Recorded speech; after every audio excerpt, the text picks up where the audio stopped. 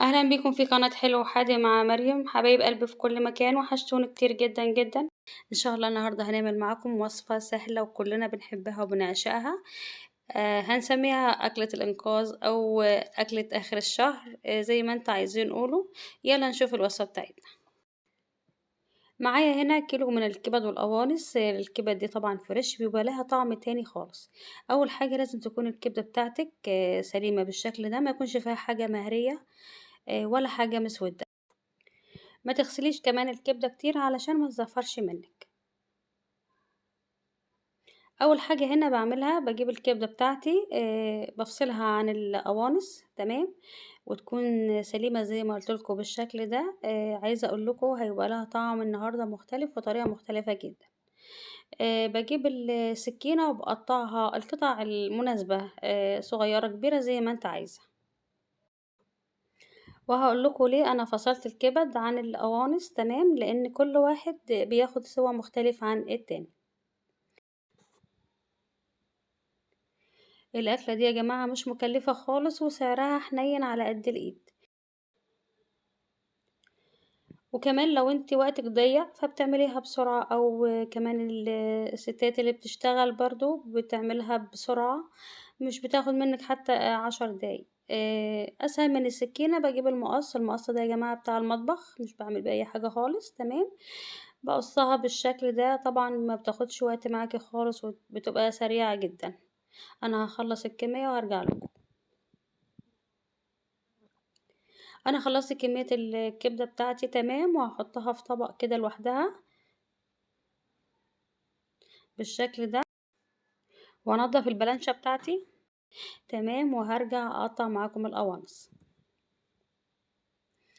خلاص كده دي القوانص بتاعتي برضو، غسلتها كويس جدا تمام، وشلت منها اي دهون. اللي بيحب الدهن طبعا براحته، بس انا لا، مش بحب دهن خالص.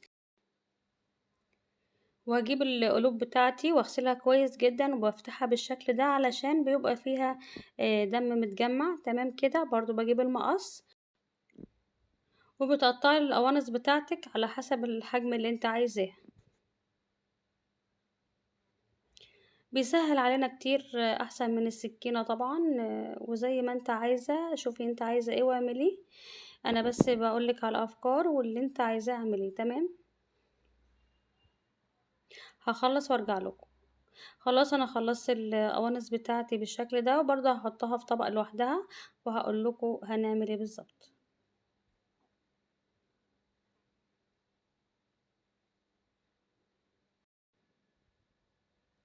انا هنا كده معايا طبقين، طبق من القوانص وطبق من الكبدة، وهنشوف الخطوة اللي بعدها.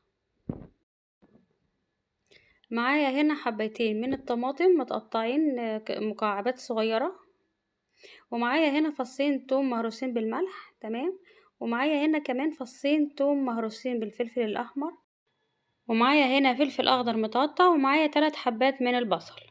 لو عندك فلفل رومي حطي. ويلا نشوف هنعمل ايه. هنحط الصينية بتاعتنا على النار أو الطاسة بتاعتنا تمام، وهنزل هنا بحبة من الدهن الضاني،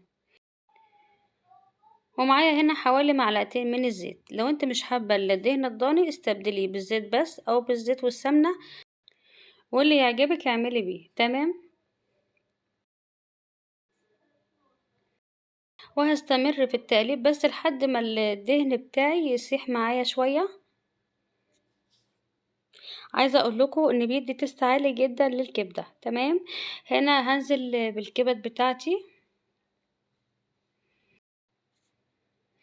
وهخليها تتشوح لحد ما يغير اللون بتاعها. اتمنى لو بتعجبكم وصفاتي تعملوا لايك وشير وسبسكرايب علشان يوصلكم منه كل جديد، وحطوا اللايك علشان اللايك بيرفع الفيديو. طبعا انا ما بلاقيش اي تفاعل على القناة خالص، فهو ده اللي بصراحة مش بيخلينا انزل فيديوهات كتير. اتمنى تدعموني باللايك والاشتراك، وهنزل لكم فيديوهات كتير جدا. ولو عايزين اي وصفة اكتبوله وانا هنزلها فورا. خلاص انا الكبدة بتاعتي اتشوحت اهي وغير لونها، هشيلها وهرجع لكم. وده شكل الكبدة. وبعدين خلاص انا شلتها، معلقتين كده من الزيت، وهنزل بالقوانص بتاعتي. وهنا انا قلت لكم ان انا فصلت الكبد عن القوانص علشان القوانص طبعا كلنا عارفين ان هي بتاخد سوا اكتر من الكبده. هخليها تتشوح كده لحد ما تاخد لون. تمام. خلاص كده اتشوحت معايا. هنزل عليها ب3 حبات من البصل. ما تستغربوش البصل بس كده هو كتير، لكن لما يجي يستوي هيخس جدا. وهسيبها. انا هنا يا جماعه حطيت نص كوبايه من الميه للاسف، وانا بحط الميه النور قطع عليا. وهسيب البصل والكبده يستووا مع بعض لحد ما ياخدوا اللون ده. تمام. كده خلاص ان القوانص بتاعتي استوت. بعدين هنزل بالفصين التوم المهروسين مع الملح. برضه هحط هنا معلش هزود هنا معلقتين من الزيت. وهشوح التوم لحد ما يطلع الريحة بتاعته بس. تمام. انا مش عايزاه ياخد لون. واقول لكم ليه انا بحط ملح مع التوم، علشان التوم بيأكسد بسرعة. وهنزل بالكبدة بتاعتي. تمام. ويعتبر الوصفة بتاعتنا جاهزة. لحد دلوقتي انا ما حطيتش اي توابل.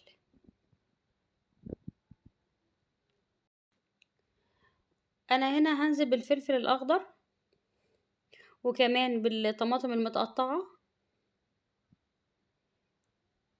وهقلبهم تقليبة خفيفة جدا. ومعايا هنا التوابل بتاعتي. معايا هنا بهارات فراخ، معايا بابريكا، معايا كمون، ومعايا كزبرة. عايزة اقول لكم الريحة تجنن. اكيد شمينها واحنا بنطبخ مع بعض. معايا هنا معلقتين من الصويا صوص. عايزة اقول لكم بتدي نكهة رهيبة جدا جدا جدا، وبتفرق معاكي في الطعم. جربيها وعلى ضمانتي. عايزة اقول لكم جميلة جميلة جميلة، واكلة موفرة واقتصادية وكل المميزات فيها. معايا هنا رشة من القرفة وجميلة جدا برضو. يعني انا مهما اتكلمت مش هقدر اعبر عن جمالها. وكمان القرفة بتظبط سكر الدم. معايا هنا معلقة من الملح. تمام. ومعايا رشة من السكر. لو حابة تستغنى عنها مفيش مشكلة. وكان معايا رشة من الفلفل الاسود. وبكده خلصت الوصفة بتاعتنا. ويلا نشوف الطشة بتاعت الكبدة هنعملها ازاي. طاسة على النار، وهحط معلقتين من الزيت. وهنزل بالثوم المهروس مع الفلفل الأحمر، وهشوحهم لحد ما الريحة بتاعتهم تظهر.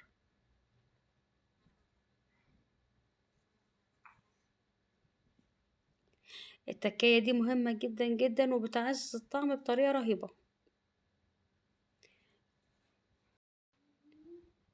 كده خلاص الدقة بتاعتي اتشوحت. هنزل عليها بمعلقتين من الخل. شايفين ريحة تجنن. وهنزل بيها على الكبدة على طول. وبكده خلصت وصفتنا. اتمنى تجربيها وتعجبك. يلا نشوف ازاي هنقدمها مع بعض.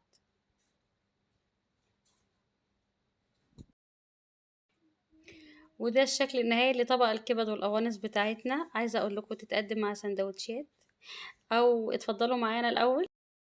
جميله جدا، روعه. يا جماعه انا مش قادره اقاوم من الجمال. عايزه تاكلها بالعيش زي ما احنا بناكل كده، وجنبها شويه مخلل. يا سلام، مفيش اجمل من كده. ممكن كمان تحمري جنبيها شويه مكرونه. طبعا ده بينفع معاه كل حاجه. او تعمليها سندوتشات للاولاد، انضف كتير جدا من بره. انا هنا كمان هقدمها مع حبة رز. وبكده خلص الفيديو بتاعنا. ولو عجبكم الفيديو اعملوا لايك وشير وسبسكرايب علشان يوصلكم مني كل جديد. ودلوقتي اقول لكم باي باي.